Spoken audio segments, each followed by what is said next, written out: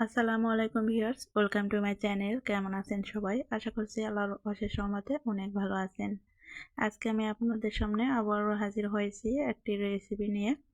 আজকে আমি আপনাদের সাথে শেয়ার করব পুঁই ফলের বিচি রেসিপি। এই পুঁই ফলের বিচি খেতে কিন্তু অনেক ভালো লাগে। ছোট মাছ দিয়ে আমি রান্না করব।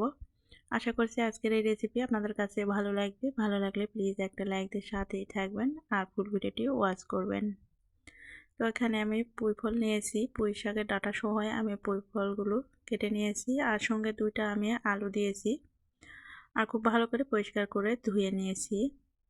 এখানে নিয়েছি পেঁয়াজ কুচি, কাঁচামরিচ আর ছোট মাছ নিয়েছি এখানে 1 কাপ পরিমাণ। আর মাছগুলো খুব ভালো করে পরিষ্কার করে কেটে ধুয়ে নিয়েছি। চুলায় একটা প্যান বসিয়ে এখানে 3 টেবিল চামচ আমি তেল দিয়ে দিলাম। এখন দিয়ে দিচ্ছি এখানে পেঁয়াজ কুচি আর কাঁচামরিচ, 5-6টা আমি কাঁচামরিচ ফালি করে দিয়েছি।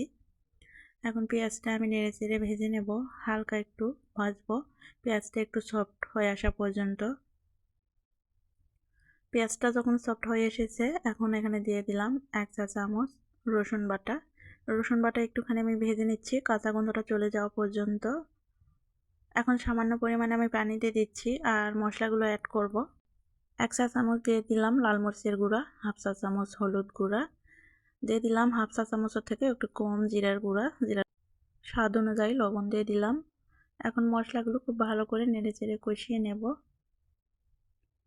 তো মশলাগুলো খুব ভালো করে আমি কষিয়ে নিয়েছি। এখন আগে থেকে কেটে ধুয়ে রাখা মাছগুলো দিয়ে দিচ্ছি। মাছগুলো দিয়ে মশলার সঙ্গে খুব ভালো করে আমি নেড়েচেড়ে নেব, একটু আলতো হাতে নেড়েচেড়ে নেব। তারপরে 1 মিনিটের মতো আমি রান্না করব।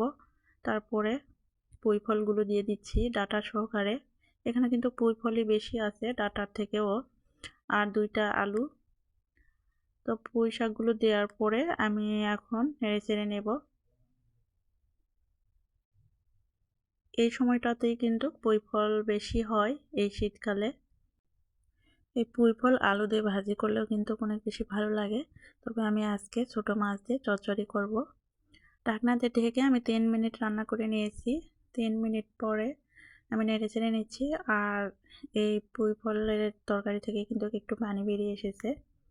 আর এখানে আরও একটু পানি আমি অ্যাড করে দিলাম 1 কাপের মতো, এতে করে পুঁই শাকের যে ডাঁটাগুলো আছে ডাঁটাগুলো সেদ্ধ হয়ে যাবে। এখন ঢাকনা দিয়ে ঢেকে দিলাম, দিয়ে রান্না করছি 5 মিনিট। তো আরও আমি 5 মিনিট রান্না করে নিয়েছি মিডিয়াম আঁচে। এখন আলতো হাতে আবারও একবার নেড়েচেড়ে নিচ্ছি। তো এখনও কিন্তু অনেকটা পরিমাণে ঝোল আছে, এতটুকু পানি কিন্তু রাখা যাবে না, আমি মাখো মাখো করে রান্না করব। তো আরও 2-3 মিনিট আমি রান্না করে নিয়েছি একটু মাখো মাখো করে, তারপরে নামিয়ে পরিবেশন করে নিয়েছি। তো ছোট মাছ দিয়ে পুঁই ফলের বিচি এই চচ্চড়ি খেতে কিন্তু অনেক বেশি ভালো লাগে। গরম ভাত দিয়ে খেতে কিন্তু অসাধারণ। আশা করছি আজকের এই রেসিপি আপনাদের কাছে ভালো লেগেছে। ভালো লাগলে প্লিজ লাইক কমেন্ট শেয়ার করে দেবেন বেশি বেশি করে। আর এরকম নিত্য নতুন রেসিপি পেতে আমার চ্যানেলটিকে সাবস্ক্রাইব করে পাশে থাকা বেল আইকনটি প্রেস করে রাখবেন। আজকে এখানেই বিদায় নিচ্ছি। সুস্থ থাকবেন, ভালো থাকবেন। আল্লাহ হাফেজ। আসসালামু আলাইকুম।